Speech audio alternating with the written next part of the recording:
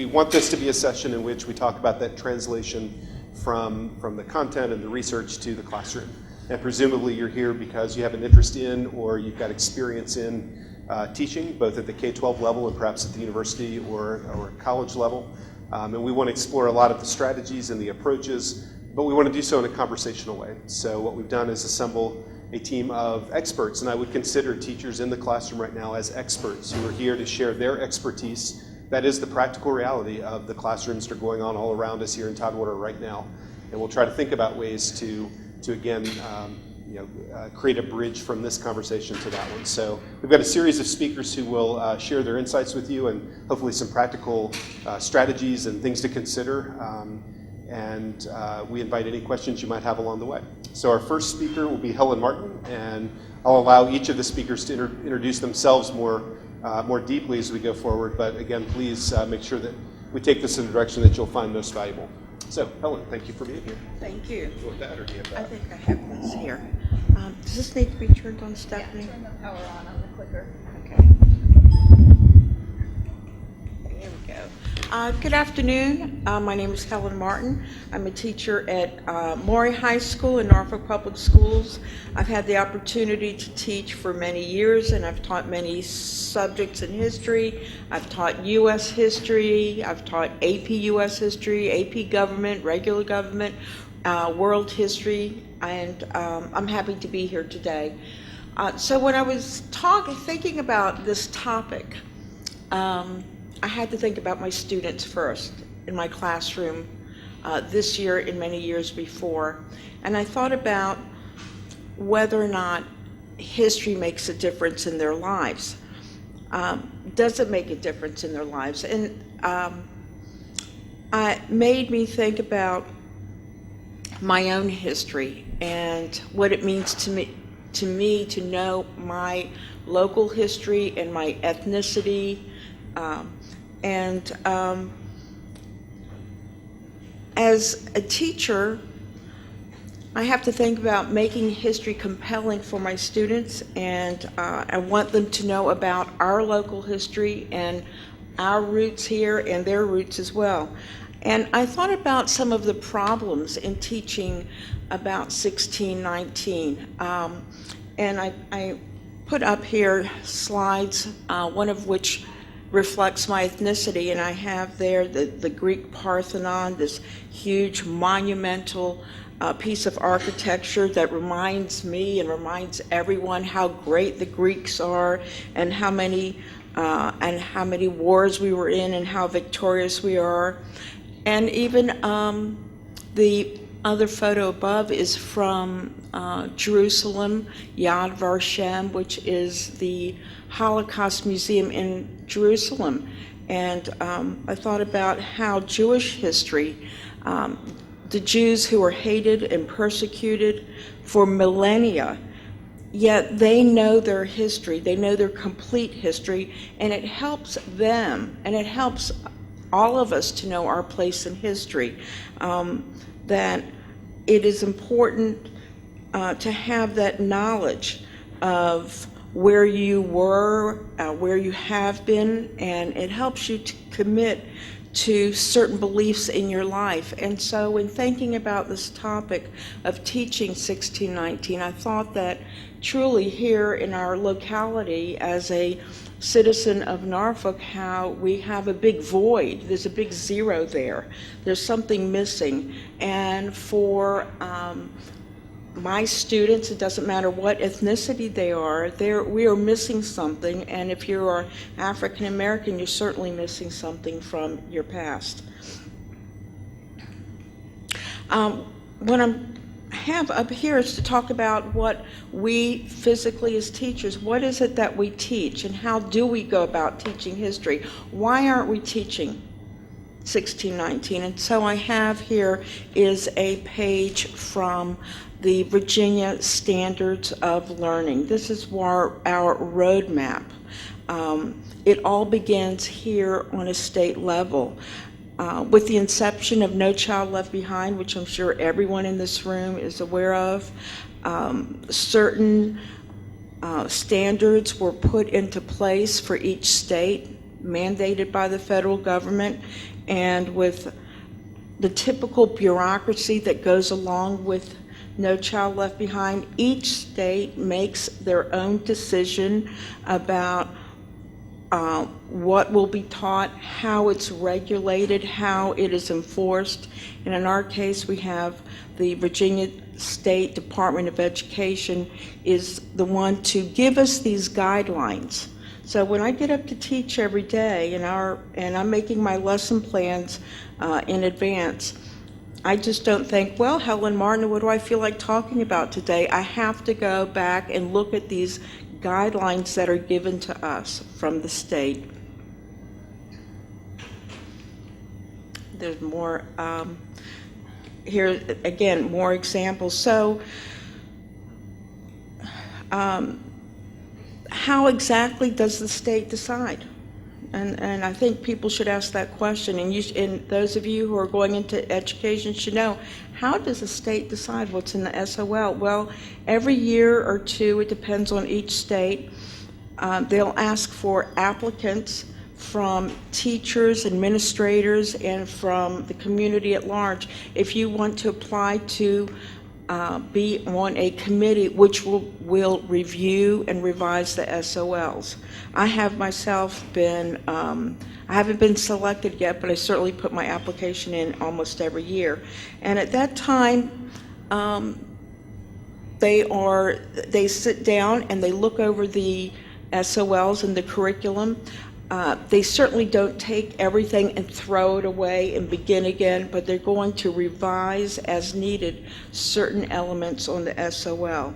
So it is really up to each specific state to decide what events, places, dates, people are included in that state's curriculum for the year. Okay. In my estimation, through the work that I've done as a teacher, the work that I've done because of Dr. Alexander Newby, I have found that the Virginia SOLs presently give an incomplete understanding of African Americans, and that it fails to highlight the origins, religious, spiritual, intellectual, social lives of African Americans. And so there really is a disconnect here in the state of Virginia concerning the 1619 and what is taught in school. And my colleague will speak more about that in a moment. So this is what a calendar looks like for a teacher that is a year in advance or during the summer where we go over our calendars. And so every day you have to cover specific material. Those of you who are becoming teachers, I know there's some student teachers here, you're familiar with this. Every day you know what is going to be covered, and you have to move quickly through this pacing guide to complete your yearly curriculum for your subject matter. Depending on your subject matter, it can go very fast or just fast indeed. I have up here, I took a snapshot of a site on the internet. Teachers, we have to depend on sources of material, and for us we are looking at sources in books, textbooks, and online. And not all of these are, shall I say, we cannot evaluate all of these, and we have to go through this material. We have to take the material and turn it into a lesson plan. Of course, we are looking to provide our students with the best information, the most correct information, and however, as Dr. Finkelman spoke of this morning, he spoke at the opening about certain current scholarship is not up to date when it comes to 1619. And so I have visited many of these sites myself, and a lot of them begin with slavery at 1619, and then they jump ahead to 1850s, as Dr. Finkelman spoke of. So there are some great sites, some mediocre sites, and inferior sites on the internet.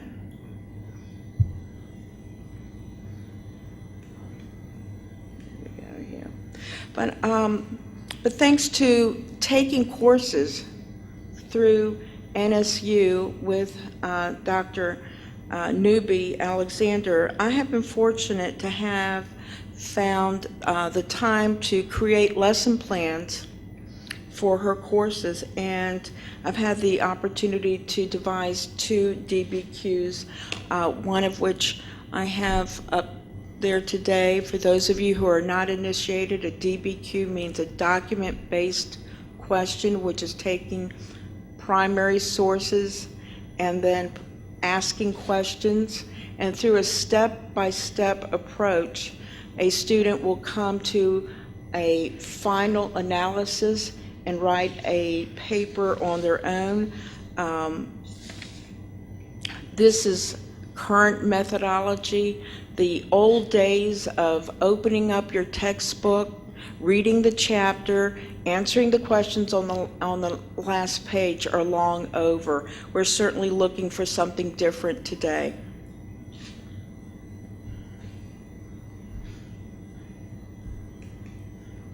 Again, another DBQ. So teachers are constantly looking for resources to help us provide material in an interesting manner to our students. And this 1619 Symposiums has certainly provided us with much information on 1619. As my colleague will point out, unfortunately, it's not in our curriculum. It's not in our Virginia SOLs, and so we are really hard pressed to include that in our teaching.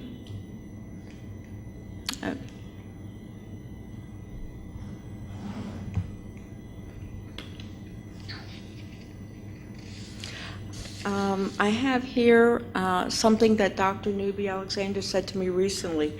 She said, all history is local. And that really resonates with me, in that we live here in Norfolk, Virginia, and right here in our midst, if you've ever taken a course with Dr. Newby Alexander, you would know that the history of 1619 is around us, whether it's at the docks for the Underground Railroad, which is present right here at Harbor Park,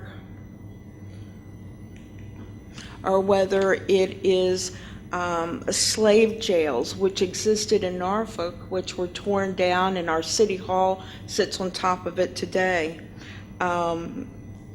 These are things that are in and around us in Norfolk, yet we have yet really made them available to everyone in the public. Certainly it's not something that's even taught in our schools, and I find this is really problematic.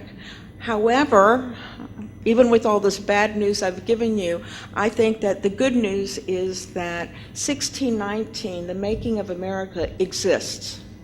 And this is the forum that exists to talk about it, to learn, and as teachers and future teachers, to band together and make an effort to include this in our curriculum and to make local changes. And I firmly believe that one of the changes we should make is to the curriculum in our own state.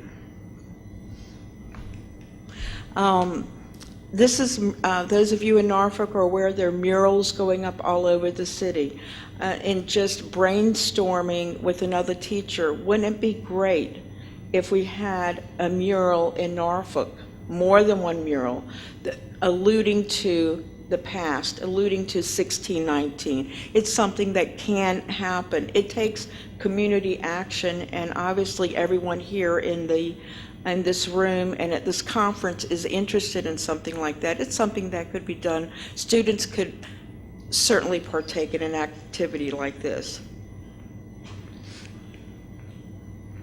Or whether it's a web quest, whether students could go online and quickly click on locations in Norfolk, things that we see what they are today. Wouldn't it be great if we could click on a link and find out what it was?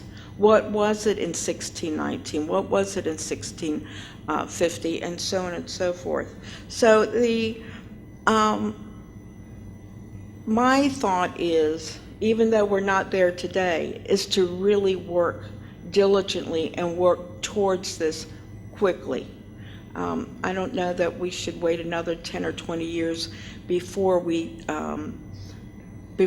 able to put something online or have teachers more involved in the situation for creating these learning opportunities, which we have here right under our nose. And again, I do want to say that thanks to this conference, and thanks to everyone involved in it, and thanks to Dr. Alexander Newby, that this is really the beginnings of what we should be doing in education, locally first, and then obviously fan out from there. Thank you so much.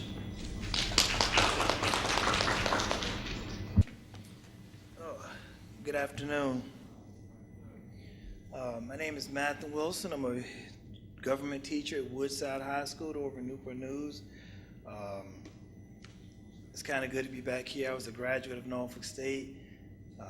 Came out here about 20 years ago. Some of the things that are on this campus now weren't even here when I was a student here, and it's kind of great to see the university growing.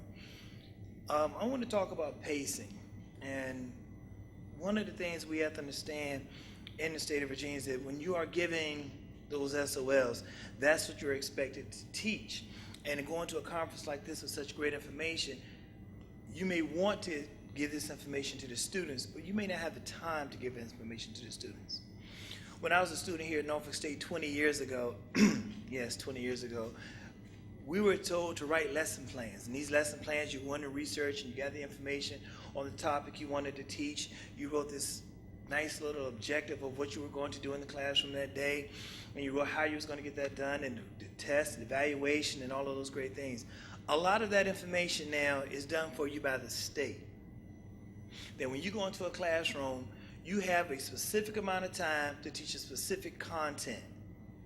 And in that given time, they will give you what we call essential knowledge and essential questions. These are the essential questions you need to ask. This is the essential knowledge that the students must retain once they walk out of that classroom. Well, when I went back and looked at the colonial period in American history, it's a 4-week period to which you have to teach everything from European colonization of America all the way up until the Revolutionary War. They mention Africans in that aspect. Well, we don't mention 1619 specifically.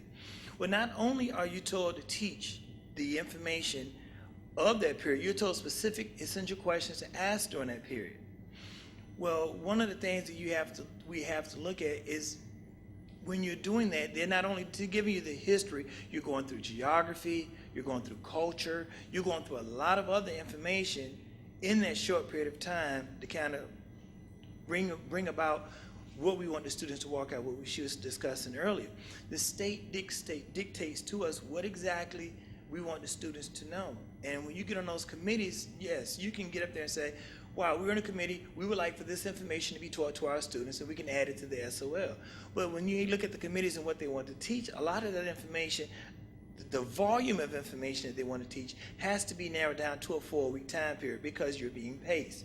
And when you get to school, they're going to give you your pacing calendar, they're going to give you the curriculum, they'll give you the SOL questions and things you have to ask, and it comes in a booklet. I'm going to step away this for a second. You can still hear me?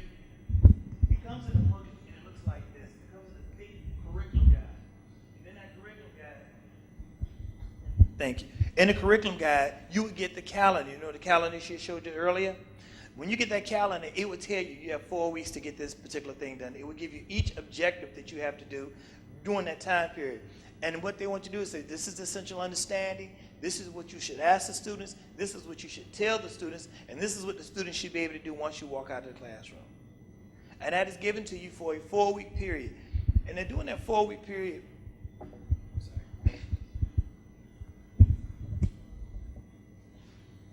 during that 4-week period during the colonial times, or colonial period, excuse me, that information, when given, covers maybe 3 African, let's say countries, or 3 African, I don't want to say tribes, I'm looking for a different word, communities, or kingdoms, 3 African kingdoms, that'd be the better word. It covers 3 African kingdoms, and those 3 African kingdoms and what they were going through in the culture, food, dance, and it's a very brief period of time. Then you jump over to America and say these people came to America, and they would give you maybe 3 or 4 things that they contributed to the American culture, and you move right along.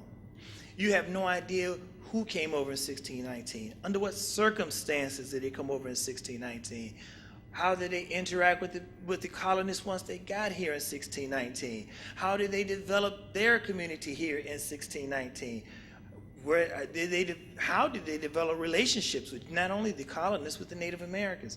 None of that is even mentioned inside of your SOL. So when you got your lesson plan and you said, man, I went to this conference, I got this great information, I really want to transpose it over to my kids, you really don't have the time to do it, which is a very sad thing. You have to get real creative in a lot of things that they want to teach you, and you get excited about it yourself because that's what you're in the classroom to do. You are to get excited, to get the students excited.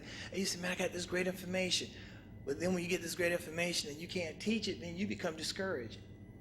What I would like to say with pacing is that as much information as they would like to give, and as much information as you are to present to the students, and how creatively as you may possibly can, you are still limited. And that's one of the things as young students or young teachers, you guys should try to work on is kind of maybe changing those curriculums, introducing this type of material. Because when you're introducing the colonial period and you're going through the geography of the colonial period, the geography of each colony, the northeastern colonies being northeast being industrial, the southerners being, have been agricultural, and why. They kind of throw this kind of information of what we're learning into it. But you must stick to that curriculum guide. One of the things that I really would like to emphasize to young people in education, it wasn't always like this, and it doesn't always have to be this way. This came about with No Child Left Behind.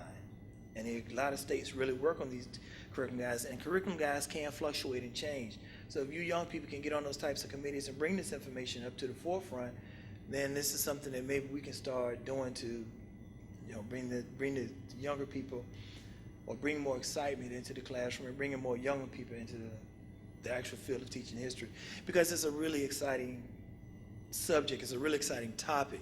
But when you have somebody standing over you and monitoring you, and then you're getting judged by how well you present this particular information, you don't want to be observed and say, okay, in 1619, and the observation person is going, well, that's not in the curriculum.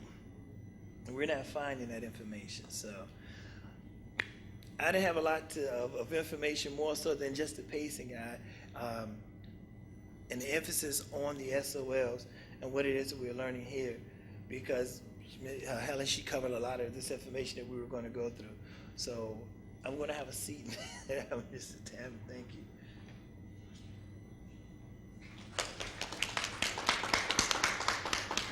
All right. So I'm going to switch from what do you have to do in the classroom to what can you do in the classroom. So my part of the talk, I'm Stephanie Richmond. I am a history professor here at Norfolk State, and I teach early America and women's history and African American history. And I'm also the Digital Public Library of America representative for the state of Virginia. And so the DPLA asked me to give talks to various groups, members of the public, educators at all levels, and librarians. And so this is the talk I've put together that puts together 1619 and digital resources to show you some interesting material you can use in the classroom, and maybe to think about how can we fit this in, because the SOLs do say we're supposed to teach things like information literacy, research skills, and all of that. So sometimes you can slide in a little history content on top of it. I can put this on the website, and then the classroom exercise is in our teacher's handbook. And I do have some DPLA literature I can give out at the end as well. So the DPLA, I'm going to give you a very brief history of it, was founded in 2010 to be the public library for the entire nation. It is an entirely digital library. Their offices themselves are housed at the Boston Public Library. And it is a platform. They don't actually have any material they own themselves. It is a platform for finding digital sources online from a huge number of contributors. And this includes the National Archives, Houthi Trust, the University of Virginia, and dozens of others. And it puts these all together with very innovative search tools for visualizing data and information and for thinking about how we see information and how does that relate to our understanding. So they have, this is their front page. The pictures kind of change regularly. They were doing an exhibit on suffrage, but they always have something on women's history, something on African American history, sporting history, and work and farming is one of their other main areas. And so it kind of looks pretty standard, right? We have a search box, but when you put your search in, you can change the way it displays. You can use it as a timeline. And when you hover over a particular year, it tells you how many items for your search term. And this is how many items they have for each year, and you can slide up and down and zoom in and out on the timeline. You can browse by place. Now the place you have to be a little careful. This is the place where the material is archived, not the place where it was written. So this is where it lives physically now. And then you can also make a bookshelf. So you can look through it like you were browsing the stacks in a library, which for some of our students seems to be a very foreign concept, but for many of us book lovers is the happiest place in the world, right? Okay. And then they also have a bunch of curated exhibits where scholars have put together collections and have descriptive background information that you might be able to use in your classroom as well. There are some really great ones on immigration and on some Native American artifacts that are up there if you're looking for material. You can also, make an account and do all kinds of fancy stuff. And if you are a techie, their metadata collection is completely downloadable and available to play with. And they're very happy to work with developers on all kinds of stuff. Okay. So what I wanted to show you guys today is what happens when you plug 1619 in Virginia into these interesting search displays, and to show you what it looks like. So obviously 1619, well, the printing press has been invented, but it is not particularly mechanized, so we don't have a whole lot. So when you put just plain old 1619 in there, you get almost 500 items, many of which are not in English. So it gets a little bit difficult to search. You're going to get pretty much everything published in 1619 and everything that references the date, so not so useful. But if you put in Virginia and then use the timeline function, you find out that in 1619 there are only 4 records. And these are the 4 things that you get. The first one, the House Journal of the House of Burgesses, so it's the very first year it met. You get a document that is the poll tax. The poll tax is the tax collected when you vote. You get a map, and you get a poem, which apparently the word Virginia in Italian means something completely different, so it doesn't have anything to do with it. So I wanted to look at the map because that was probably the most useful for your students if you're doing a 15 or 20 minute, very short information literacy. And we can see when you click on it, it tells you where it came from. I just grabbed a nice image so you could see it. So this is from the University of Virginia, and it's a map of Virginia and Florida by Hondius, and there's a typo in my slide, that's lovely. And so you can see, what did Europeans think Virginia looked like?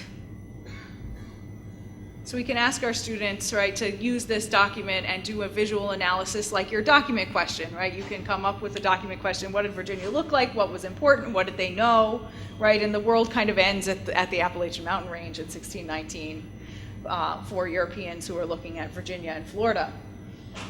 And Florida's a Spanish colony, So there are no other colonies in between Virginia and Florida at this point. If you do the same search in the bookshelf view, you can organize your bookshelf by date, and it gets you a little more interesting information. We get a comedy about Virginia. We get a book by Michelangelo.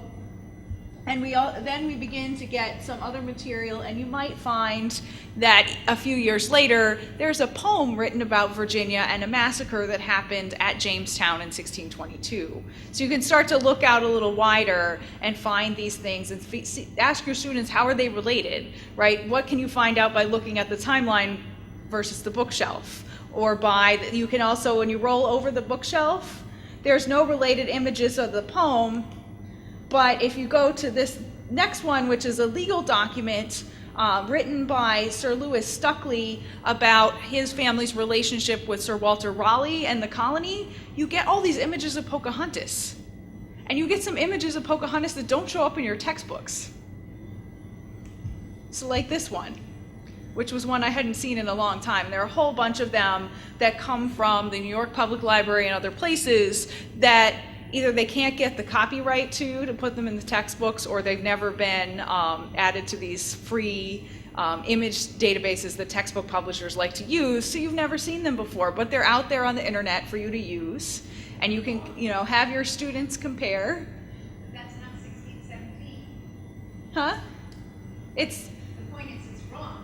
That's the danger of the internet. The book that it came from is 1617, so it's what you get, right? But you can also email the New York Public Library and find out. So this is the metadata. You can click on it and go to their page. But you do get these changing images of Pocahontas you can find in relationship to all these other documents.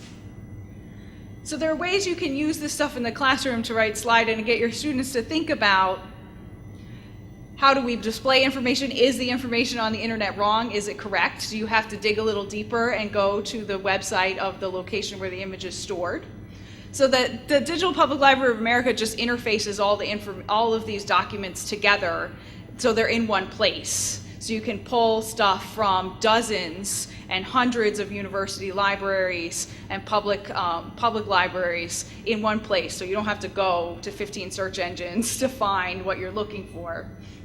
But displaying it in these different ways can help get students to think about, how does the internet function? How do we think about learning? How do we think about the past and primary sources in a new and different way?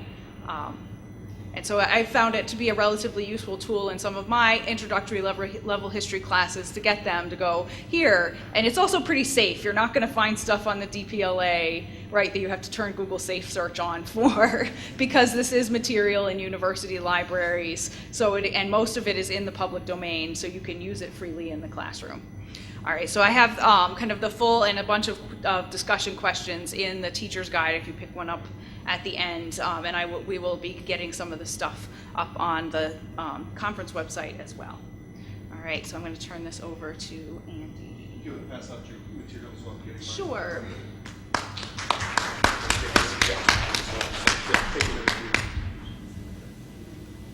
I'm going to invite you to also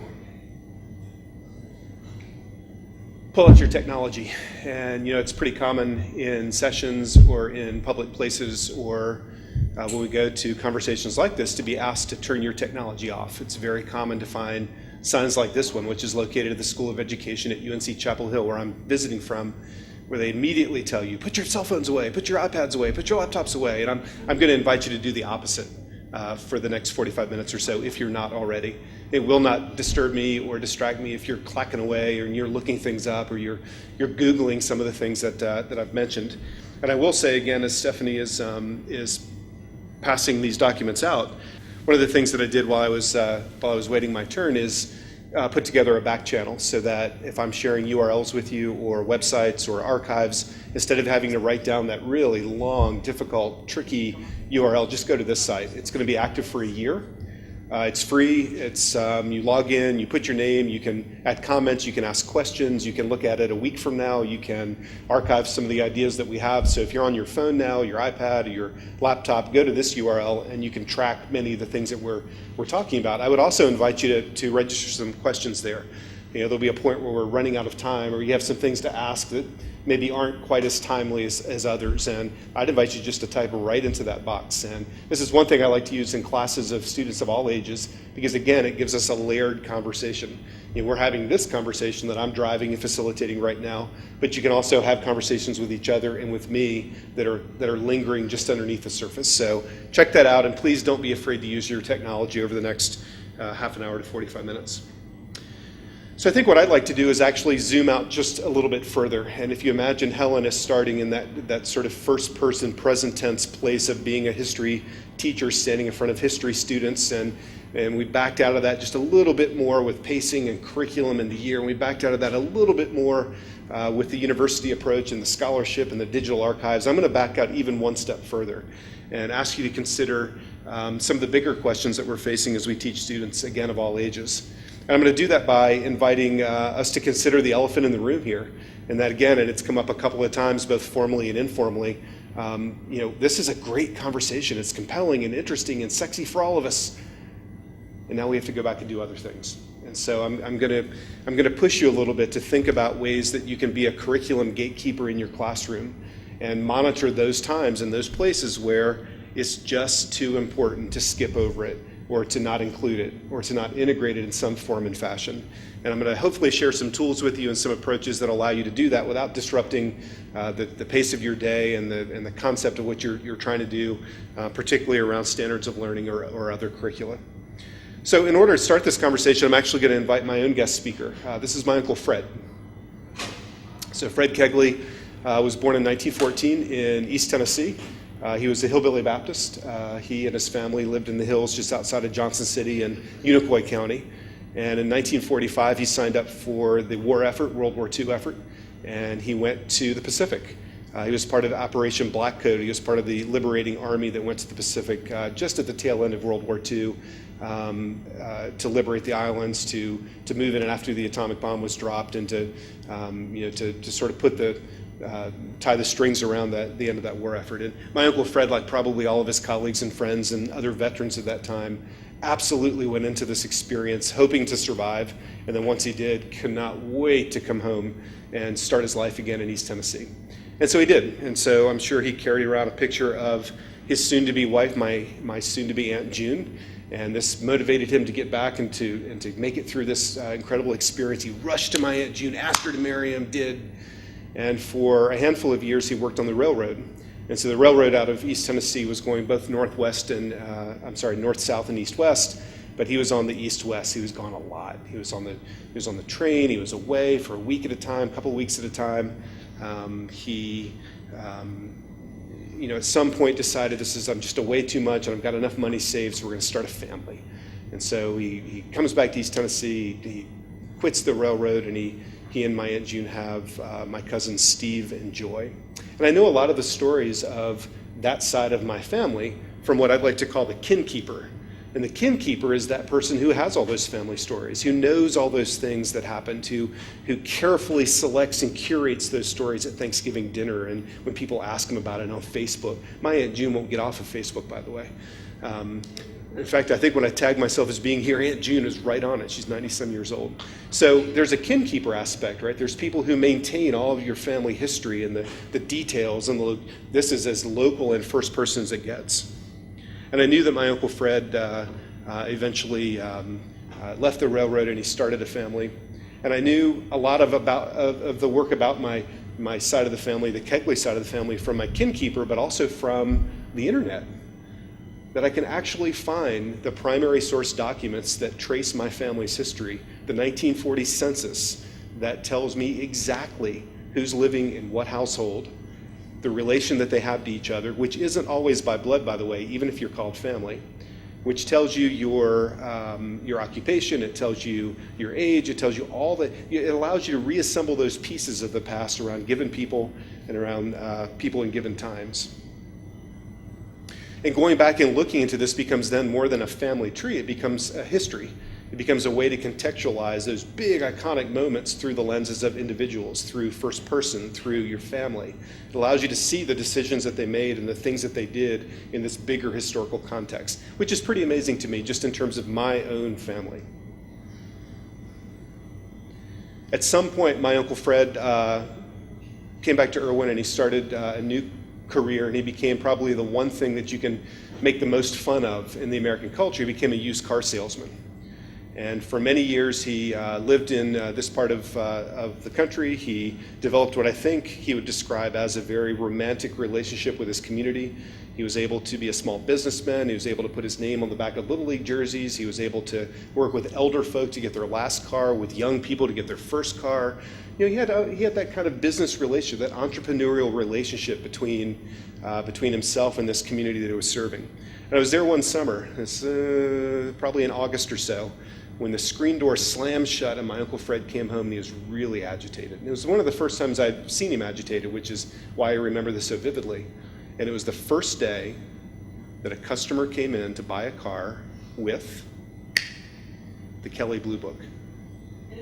Because now the customer had the answer. Now there's not this kind of romantic relationship where we're both negotiating and, you know, you want a little and I want a little, but we'll both get what we want and we'll both leave. The customer had the punchline.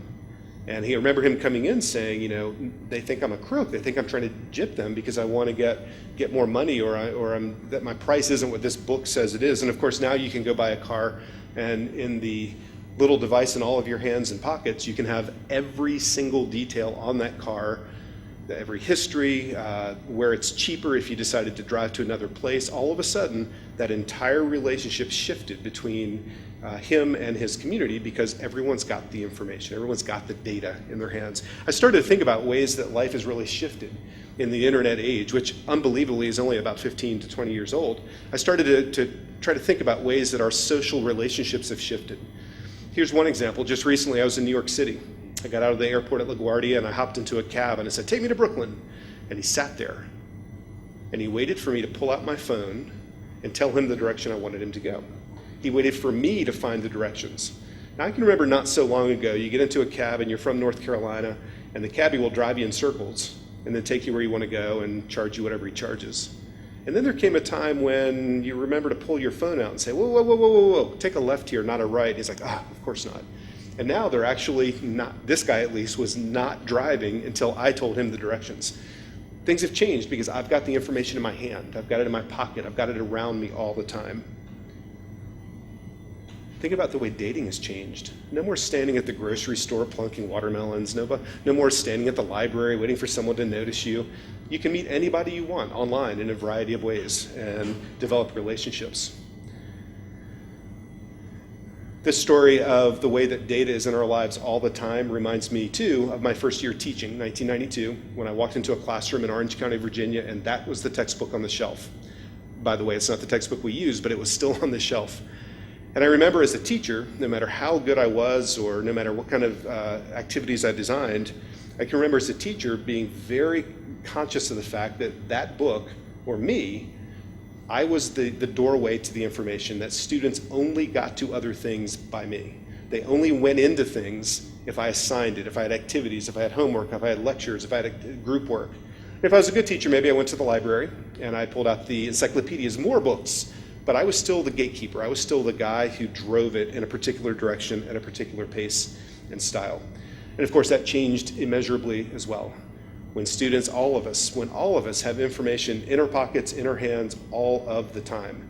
And we can get to this, we can corroborate things, we can check out that resource, we can think about, we're expecting the ways that we can get this information in much different ways. That's changed even more in the last 3 years because now it's all in our pockets, literally, giving you cancer right now against your thigh. You are carrying all of man's knowledge, or at least all of man's documents, in your pocket. My grandmother, my Aunt June, her head spins when I tell her that.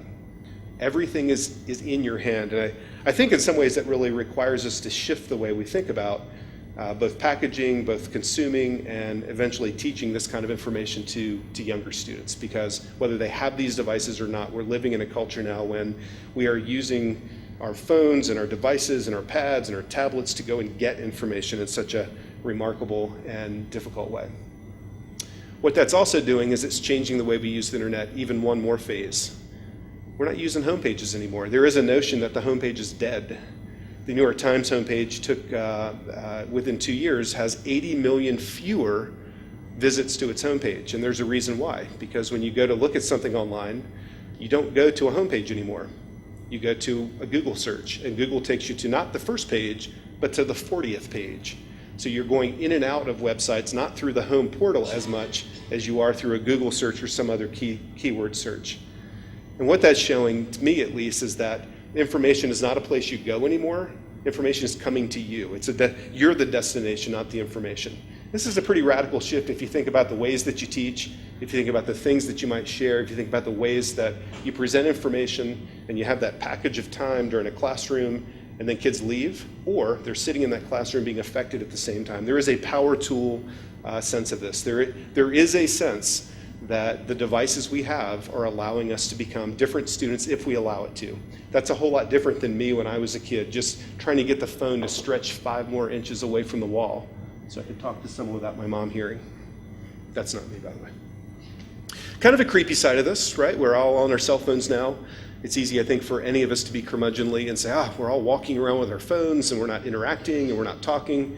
And of course, there's a danger to that, I guess. But I don't know that that's as different in terms of technology as it's ever been. I think we always find ways to not to isolate ourselves, but to get to the information that's important.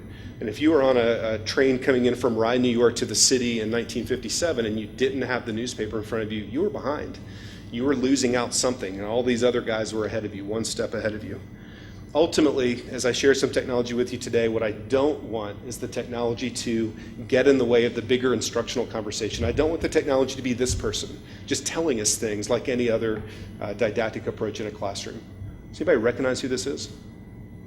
It is Charlie. Look at you. The Charlie's Angels cultural reference. Yeah, that's Charlie. He tells the angels what they do, and they run off and they solve crimes or have some kind of secret missions. We don't want technology, despite this ubiquitous nature of technology, to drive what we're doing in the classroom. So I hope I've just set up a really delicate balance. And that is, it's always here, but if it's always here, we better use it the right way. We better use it in ways that accelerate and advance what we're trying to do as teachers. Otherwise, we're monkeys like this guy playing with an iPhone. So how do you do that? I want to start by focusing on these key elements of what historical thinking is. Ultimately, if you took the last 2 days and you wrung it out like a sponge, there'll be a lot of content there, but you heard a lot of process. You heard historians and researchers and scholars talk about how they know what they know. To me, that's the most important part. The content's going to come and go. How do you know what you know? What is this art of being an historian? To me, it's evidentiary argument. It's making an argument and using sources and triangulated research to make your argument compelling. You can't just say anything you want. You have to have reasons for it. You have to have logic behind it. You have to have research done and sources done. Whether you're in a K-12 classroom or the university level, you've got to be able to back up your argument. This process encourages historical empathy. It encourages us to get out of our nostalgic head and out of our presentist head and really try to have some empathy for those who lived before us. Because when people wake up, they don't know what's going to happen the next day. Unlike us, who can look backwards and see the punchline of history, when you're living in the moment, you're waking up doing the best you can. Every single person is waking up, trying to respond to and adjust to the circumstances that the day has brought. How can we encourage our younger students to have empathy for those who have had very difficult decisions, who have had sacrifices to make, who have had the claustrophobia of the unknown even? In historical thinking classroom, I really want to emphasize individual agency, that things don't happen to people, but people are participating agents of what's happening in the moment. That the everyday person, that the iconic figures of history are so important, but so are the people whose name you don't know. And how can you bring forth those voices and those connections and relationships? But at the end of your class, despite the SOLs and the Common Core, which is true in North Carolina, or the C3 framework, despite the curriculum that you teach, history is an inferential discipline. History's gone. It's forever gone. It'll never come back. But by piecing together the evidence that we have as best we can try to replicate it and try to make sense of it. There's a whole lot of inference. There's a whole lot of guesswork. There's a whole lot of argument. There's not always a right answer. History as a process is something that you work with and you figure out and you test and you bend and you break, rather than having a very specific answer to come to. And then finally, and this is going to lead into one tool I'd like to share with you before our session's over, I really feel like it's important for younger students, all of us, to understand the concept of causation and simultaneity. And these, to me, are really difficult things to show younger kids. How do you show them that things happen through cause and effect, and how do you show them that things happen at the same time all over the place? And I'd like to offer a couple of different examples. So simultaneity is this idea that as we sit here, and it's interesting, Stephanie put up a timeline with her part of the presentation, and it was, as we all imagine timelines, it was a single straight line with dates on it. I did like, by the way, that I think I saw that they had shaded depth. If there were more documents on one date, it went down a little bit deeper, right? But I think younger students always imagine that things happen right now in this bubble that we're sitting in, and the rest of the world is frozen in repose, waiting for us to walk out the door, without realizing that things happen all over the world, all at the same time. And it's really tricky for younger students to realize that events and things that don't seem to be connected are happening at the same time. When I taught 8th graders, they always struggled to understand that the war in Europe and the war in the Pacific were happening at the same time. They often thought that one ended and then the other one picked up, much like a textbook might look. There's a linear progression and nothing else is happening in that moment. So this idea that students can grapple with a sensation that events, major significant things are happening all at the same time, to me is really important for them to understand. And as some of these images that I'm sharing have shown, sometimes those things don't even make sense in your own mind. It doesn't make sense to me that the first prisoners went into the doors of Auschwitz the same year that McDonald's opened in San Diego. They collide in my head in terms of understanding those events. How do you show this? I mean, it's one thing to put up a slideshow and kind of put these different images and tell you this. How can students understand that as well? And this is a tool that I'd like to show you now. Kind of crazy. Harriet Tubman died and Rosa Parks was alive. They just don't match up quite in my own mental timeline. So I'd like to share with you a piece of technology called ChronoZoom. And the website to this is on the back channel. If you are online, you're welcome to click it. Everything that I'm sharing with you is free. It's open source. There's no subscriptions to work with. But this is part of a project that we've done with Microsoft Research for the last couple of years, in which they were able to put together the technology behind ChronoZoom and then had no idea how to use it in the classroom. So they came to us at UNC and they said, wow, we've got this great thing, but what do you do when you're teaching history with it? And we put together a team of teachers as expert practitioners and scholars, and we asked them to consider 2 topics that they would like to show in a self-referencing embedded timeline that shows cause and effect as well as simultaneity. We chose 2 topics. There is a link, by the way, with all the curriculum I'm about to share on the back channel. The first is World War I.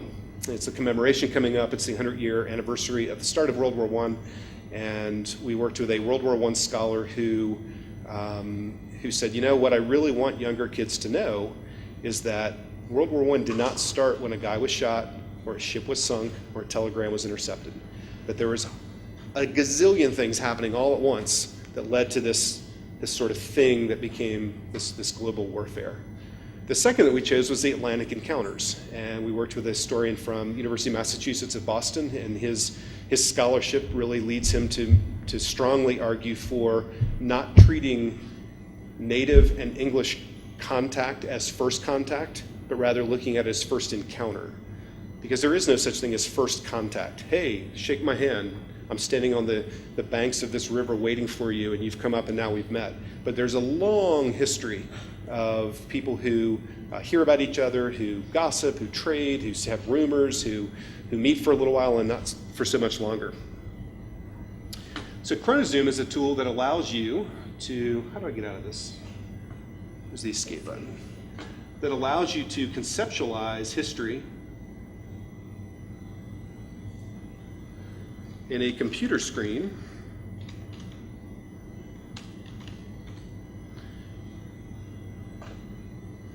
much the way you might conceptualize the planet Earth in Google Earth. And that is to start with the biggest view possible, and then through a series of inquiries and questions, zoom all the way down. So if you're on Google Earth, you could see the planet from space. And then if you knew her address, you could put in Stephanie Richmond's house, right to her roof. And similarly, ChronoZoom allows the teacher and the user to see all of time, there it is, all of time, in a single screen. And then by navigating at the top here, Cosmos to Earth, zoom in on nested timelines. My daughter's 14, she started high school this year. When she comes home full of angst, I remind her to come home and click on humanity. Here's humanity in the scope of all of history. This is how inconsequential we really are.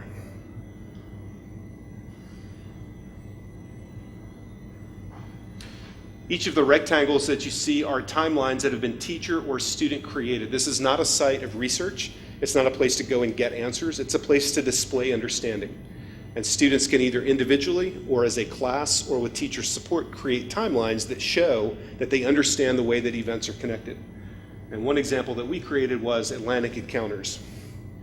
So Atlantic Encounters, again, is around this idea, this scholarly idea that there's no such thing as a point in time, but rather a long series of events, which, for example, might be when the Powhatans and the English first encountered each other at Jamestown. In each of the bubbles you see, you can almost imagine like a museum exhibit. These are pre-selected historical source documents from scholars and teachers who identified those documents that would make the most sense of this argument, tagged them into ChronoZoom so that students can not only access them, can not only comment on them, they can also find other correlating documents that might also tell that story. So if it, please go ahead. Yep, they're all assigned, but they're also only being viewed. So these are not saved, they're not downloads, they're not uploads. This is sitting natively at the Library of Congress. There is all of the footnoting and all of the assignations that you need, but the tool itself is just going and looking at it. No, but who wrote the commentary? Well, it could be either. So in this particular case, the teacher did. So if I want to flip my classroom, I'm working with a teacher in North Carolina right now who's essentially created a textbook out of ChronoZoom. And before each of his 12 units, he'll have a timeline. And kids go home, and he built a timeline at the start of that unit, and they look through the key primary sources that he's curated and collected. And they kind of look at them, and they make sense of them, and they come in, and then they discuss how these things might be related to anticipate the unit that they're about to start. Or you could have students make timelines. You could go through a more traditional exercise of looking at primary sources, this one, for example, and asking students to write their interpretations, and then they put them into the timeline. So either way, it's a place of creation, not a place of collection and research. Can we see others? So this is Yeah. available for all Yep. of us to see? If you go to chronozoom.com, you'll see this Atlantic Encounters timeline that was created with the scholar and the teachers. On the other hand, what we didn't want is this tool to be YouTube, and anybody could put up anything because suddenly it's full of cats chasing a garden hose on the timeline. So what we did instead was create up here in this little icon with a little Weeble person, is that you can have an account. Again, it's free, it doesn't come with any strings, and you can then have a class account where you might have timelines and your kids populate it with you. You can have a timeline for each classroom. You can have a timeline for your whole year or further. I've had some teachers, I've got a teacher in Greensboro working with a teacher in Las Vegas, and their kids are co-creating a timeline on the history of civil rights in their locality. You can do anything you want with it at that point, but it's private. And if you went in as your account, I couldn't see it. This, though, is the public domain, and that's why it's actually less populated. What this also allows you to do is see how they're kind of stacked up here. Well, obviously that means they're happening at the same time. And to ask students to make commentary on the fact that these things are happening simultaneously or the ways that these things might impact other events that you've inserted. So as a growing tool to show what, again, I would argue is a strength of historical thinking, something like ChronoZoom might allow you to find, to beg, borrow, and pinch that little bit of time that you need in the daily classroom to encourage historical thinking while you're teaching the content you need to. Of course, this tool is content agnostic. It doesn't matter what I put in it. In fact, you could just as easily have a timeline for literature. You can have a timeline for the Adventures of Tom Sawyer, and over time show how that book is overlaid with historical reference. You could have personal local history timeline, with a regional timeline, with a national timeline. You could have a science timeline. So again, the possibilities to me are pretty endless in terms of your instructional approach. So I would encourage you to check out chronozoom.com, and again, I offer it as, if nothing else, as a way to consider doing things in your class that that allow you to get closer to this historical thinking process. Where I want to leave this, and if this is just a teaser, the reality is history is a very, very messy discipline. It requires conferences like this so that we can think about it and talk about it. And the best we can take those kinds of lessons learned back to our classrooms, the better, and to understand that oftentimes it does take way more time than we wish it did. Speaking of, I'm out of. Do you guys have any questions for us? 2 minutes. 2 minutes of questions. Any questions at all? Anything we can help you with? 5 minutes. We have 5 minutes worth of no questions. Yes, please. Go ahead. So the one you showed us, Yeah. taking care of, Rhodes is strong enough. We can go and look Yeah, at it. you can. And The Atlantic Encounters is there, and in fact, if you know, unfortunately we didn't have time to really play around with this a lot, but if you go to the little search button there and you type in the kinds of topics that you're interested in, it will identify either a timeline or a document that's in a timeline and take you straight to it. You can also annotate this, by the way, so you could, if I were working with younger students, I would have them write what we might consider a traditional essay, use them primary sources, and I would do it all offline, and then come and make a timeline that they can record their voice in almost a flash movie looking timeline where they describe the choices they're making. What I want to know is, why did you put this here, and what does it have to do with that? I'd love to see the assignments. Do you have any assignments? Yeah, I sure do. In the links on the back channel, there's a link where you can download an entire curriculum that we designed it for the Atlantic Encounters. And it's got very explicit ways to use it in the classroom with students. Comes down as a zip file. Yes, ma'am. Please.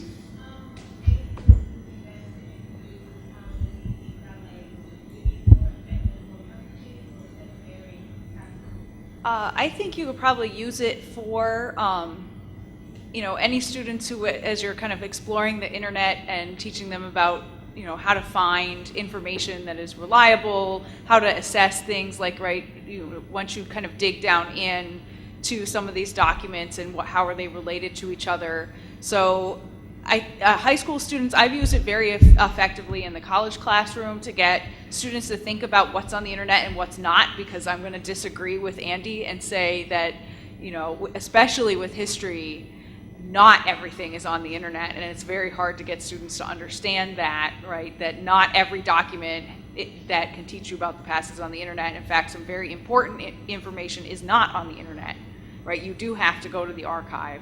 But for high school students in particular, because they're always online, right? They're always attached to that phone. And so getting them into thinking about how information is displayed and how that impacts how we understand it, that's really important.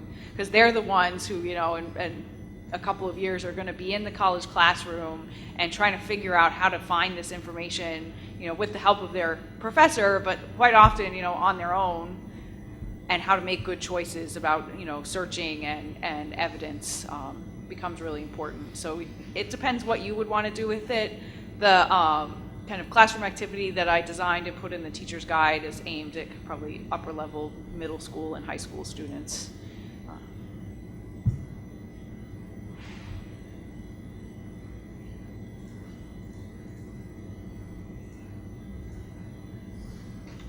Anybody else?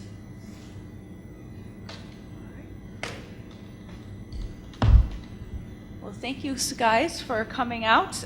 If you would like a copy of the teacher's guide, we have them up here. If you're enrolled in the Hidden Heritage course, please come and get one, because that is part of your continuing education credit process. If you have any other questions, all of us are relatively easily reachable. I'm faculty here at Norfolk State, and I run the conference website and Twitter channel, so any of you who've been asking questions through Twitter, that I'm the one you've been talking to. So please feel free to get in touch, and we will eventually have all of this material linked up online once we get caught back up with the rest of life after these 2 days are over. So thank you, and I hope you'll join us back in room 149 for Dr. Gabachia's talk on foodways, and then the foodways demonstration brought to us by Colonial Williamsburg Foundation.